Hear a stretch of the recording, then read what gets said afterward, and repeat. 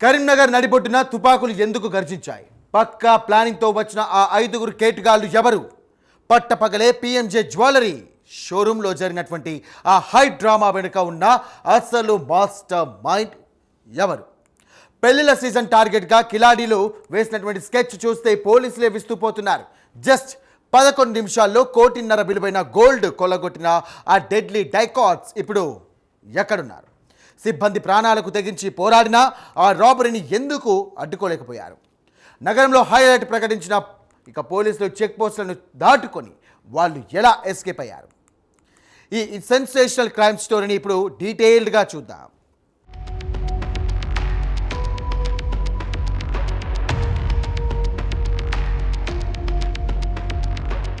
తెలంగాణలోని కరీంనగర్ జిల్లా జ్యోతినగర్ ప్రాంతం ఎప్పుడూ రద్దీగా ఉండే మెయిన్ రోడ్ అది.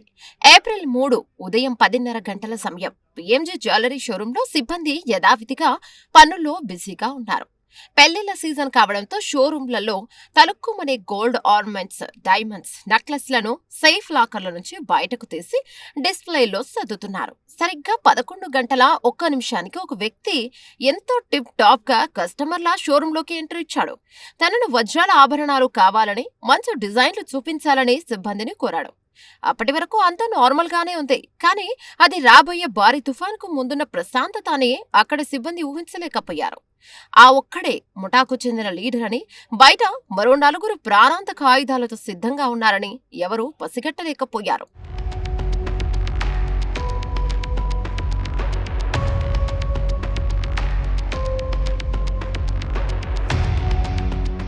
సరిగ్గా 11 గంటల 7 నిమిషాలకు ఒక్కసారిగా మరో 4 వ్యక్తులు లోపలికి దూసుకొచ్చారు. వస్తూనే తమలోని కిరాతక నైజాన్ని బయటపెట్టారు. ఒకరు సెక్యూరిటీ గార్డు తలకు తుపాకీ ఎక్కుపెట్టి నోరు మెదపకుండా హెచ్చరించారు. మిగతా 3 తమ వద్ద ఉన్న రివాల్వర్లతో షోరూంలోని 8 మంది సిబ్బందిని చుట్టుముట్టారు. మిమ్మల్ని ఏమీ అనం, మాకు సహకరించండి అంటూ ఒకరు తెలుగులో మాట్లాడుతూనే మిగిలిన వారు హిందీలో ఆర్డర్లు వేయడం మొదలుపెట్టారు. అప్పటికే తెచ్చుకున్న 2 ఖాళీ బ్యాగులను సిబ్బంది ముందు పడేశారు. మొత్తం నగలను అందులో సర్దాలని హుకుం జారీ చేశారు. సిబ్బంది ఒక్క క్షణం షాక్కు గురయ్యారు. ఏం జరుగుతుందో అర్థమయ్యేలోపే వాళ్ళు ప్రొఫెషనల్ డెకాయిట్స్ లాగా వ్యవహరించడం మొదలుపెట్టారు. సిబ్బంది మొదట స్పందించకపోవడంతో దుండగులు తమ క్రూరత్వాన్ని చూపించారు. 4 సిబ్బందిని బలవంతంగా మోకాలపై కూర్చోబెట్టి వారి చేతులను వెనక్కి విరిచి కట్టేశారు. నోటికి ప్లాస్టర్ టేపులను గట్టిగా చుట్టేశారు. ఏ మాత్రము శబ్దం చేసినా షూట్ చేస్తామని బెదిరింపులకు దిగారు. భయంతో వణికిపోయిన మిగతా సిబ్బంది చేసేదేమీ లేక డిస్ప్లేలో ఉన్న విలువైన బంగారు ఆభరణాలను బ్యాగులో నింపడం ప్రారంభించారు. జస్ట్ 11 గంటల 10 నిమిషాల కల్లా 1.5 కిలోలకు పైగా బంగారాన్ని దోచుకున్నారు. ఈ దోపిడీ అంతా పక్కా స్కెచ్ ప్రకారం జరిగింది. ఎక్కడా టైం వేస్ట్ చేయకుండా అత్యంత వేగంగా ఆభరణాలను సర్దుకున్నారు. కానీ సరిగ్గా అదే సమయంలో సీన్ రివర్స్ అయింది. తమ యజమానిపై ఉన్న విశ్వాసంతో కొందరు సిబ్బంది ప్రాణాలకు తెగించి పోరాడాలని నిర్ణయించుకున్నారు. ముఠా సభ్యులు బ్యాగులతో బయటకు వెళ్తున్న సమయంలో సిబ్బంది రాజేష్, ముస్తాక్, మధుకర్, కమల్ హాసన్ ఒక్కసారిగా వారిపై తిరగబడ్డారు.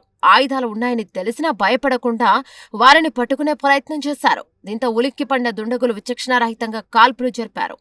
4 రౌండ్ల బుల్లెట్లు గాలిలో పేలాయి. ఈ క్రమంలో కమల్ హాసన్ ఛాతిలోకి బుల్లెట్ దూసుకుపోయింది. మిగిలిన వారికి మోచేతులు, తలభాగంలో తీవ్ర గాయాలయ్యాయి. ఈ ఘర్షణలో దుండగులు కంగారు పడిపోయారు. ఒక్క నగలో ఉన్న బ్యాగును అక్కడే వదిలేసి మరో బ్యాగుతో బయటకు పరుగులు తీశారు. బయట సిద్ధంగా ఉంచిన పల్సర్, అపాచీ బైకులపై ఎక్కి పరారయ్యారు. పారిపోయే క్రమంలో ఒకరి చేతిలోని తుపాకీ కింద పడిపోవడంతో పాటు మ్యాగజైన్ కూడా రోడ్డుపైనే ఉండిపోయింది.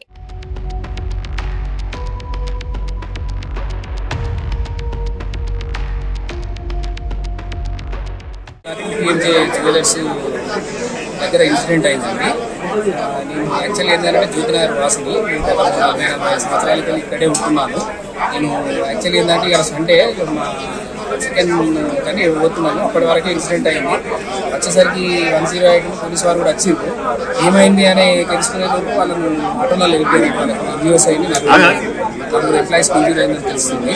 వాళ్ళు ఒక బాబు ఉండి అమ్మ ఉండి వాళ్ళిద్దరిని అడిగితే ఏమైందమ్మా అంటే వేసింది సార్, ఫైర్ చేసింది. ఫైర్ చేసి గల్లీలోకి వెళ్ళి వారిపోయారు. పక్కన గల్లీలోకి వెళ్ళి వారిపోయింది.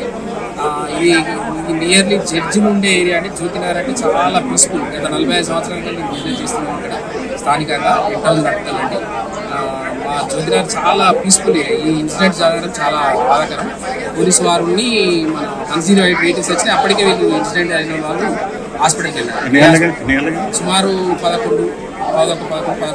11 వరకు అయితే కంప్లీట్ అయ్యారు. పోలీసు వారు అందరూ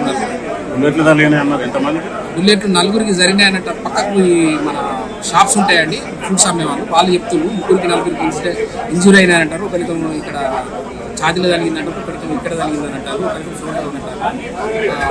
లోపల అయితే బ్లడ్ బాగా బ్లీడ్ అయిందంటే అప్పటికి డిఎస్పీ గారు 2 టౌన్ సిఐ గారు వచ్చింది. లోపలికి వెళ్ళి వాళ్ళ ఆధీనంలో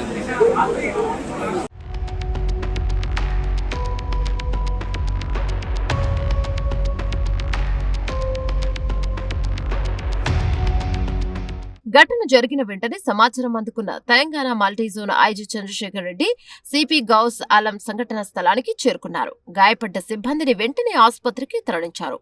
ఫోరెన్సిక్ నిపుణులు రంగంలోకి దిగి వేలిముద్రలు, ఇతర ఆధారాలను సేకరించారు. ఘటనా స్థలంలో దొరికిన బుల్లెట్స్, షెల్స్, మ్యాగజైన్, కథలను స్వాధీనం చేసుకున్నారు.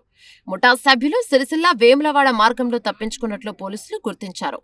వీరు మహారాష్ట్ర లేదా ఉత్తరప్రదేశ్ రాష్ట్రాలకు చెందిన ప్రొఫెషనల్ గ్యాంగ్ అయి ఉంటారని ప్రాథమికంగా నిర్ధారించారు. జిల్లా సరిహద్దుల్లో భారీగా నౌకాబందీ నిర్వహించి ప్రతి వాహనానికి క్షుణ్ణంగా తనిఖీ చేస్తున్నారు. నిందితులను పట్టుకునేందుకు ప్రత్యేకంగా 10 బృందాలను రంగంలోకి దించారు.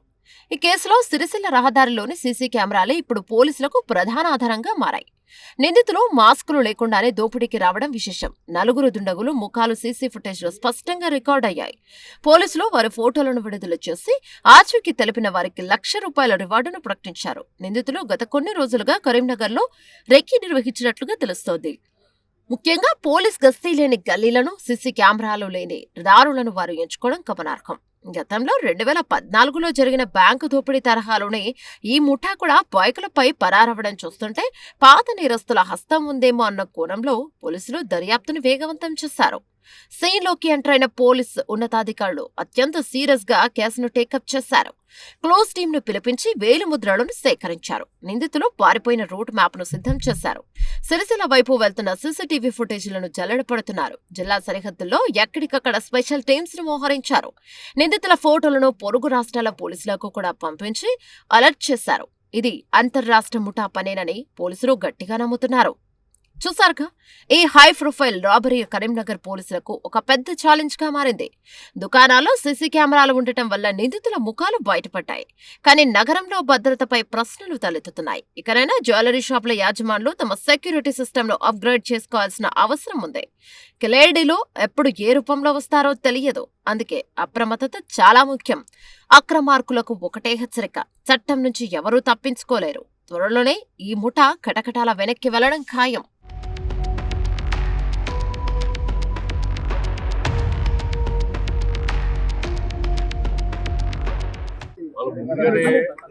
ఫస్ట్ ఒక వ్యక్తి వచ్చాడు. ఒక వ్యక్తి వచ్చి 20 కాకుండా చైన్ కావాలని చెప్పాడు. నాకు వాటర్ ఇచ్చి చైన్ చూపెడుతున్న తరుణంలో బయట ఇద్దరు వచ్చారు. సెక్యూరిటీ అతను మనల్ని ఆపే ప్రయత్నం చేశాడు. మాకు కూడా గోల్డ్ కావాలన్నప్పుడు మిగతా ఇద్దరు కూడా లోపడిపోయారు. వీళ్ళు కూర్చునే టైంలోనే గోల్డ్ అంతా చూపెడుతున్న టైంలోనే ఇంకా ఇద్దరు వ్యక్తులు లోపడిపోయి అందరినీ నిర్ణయం చేసి అందరికి మాస్క్ వాళ్ళతో తెచ్చుకున్న కాళ్ళం కట్టేసి వాళ్ళు తెచ్చుకున్న ప్లాస్టర్ మొత్తం అండేయడం, బ్యాండేజ్ మొత్తం అండేయడం. దాని తర్వాత సేల్స్ మేనేజర్ ఇంకో వ్యక్తి ఇద్దరు కూడా దీన్ని అడ్డుకునే ప్రయత్నం చేశారు. అడ్డుకునే ప్రయత్నం చేస్తున్న సందర్భంలో మా 5 వ్యక్తులు కూడా కాల్పడం, సేల్స్ మేనేజర్ మీద తల మీద కాల్పు జరపడం, మిగతా అందరి మీద భుజం మీద కాల్పడం. నిజంగా వాళ్ళు చాలా డేర్ చేశారు. నేను ఆ వీడియో చూశాను. సిబ్బంది చాలా డేర్ చేసి అడ్డుకునే ప్రయత్నం చేశారు. దానివల్లనే వాళ్ళు కాల్పులు జరిపారు. కాల్పు జరిగిన సందర్భంలో వాళ్ళు గాయాలనే సేల్స్ మేనేజర్ పరిస్థితి ఎట్లా ఉంది? చెక్ చేయడము, సేల్స్ మేనేజర్ పరిస్థితి ఎట్లా ఉంది? ప్రాణాపాయం అయితే ఏం లేదు. కార్యాలయం అత్యంత సమీపంలో ప్రధాని మోడీ పర్యటన కూడా హైదరాబాద్ తరలించాలని చెప్పి కూడా నిర్ణయించడం జరిగింది.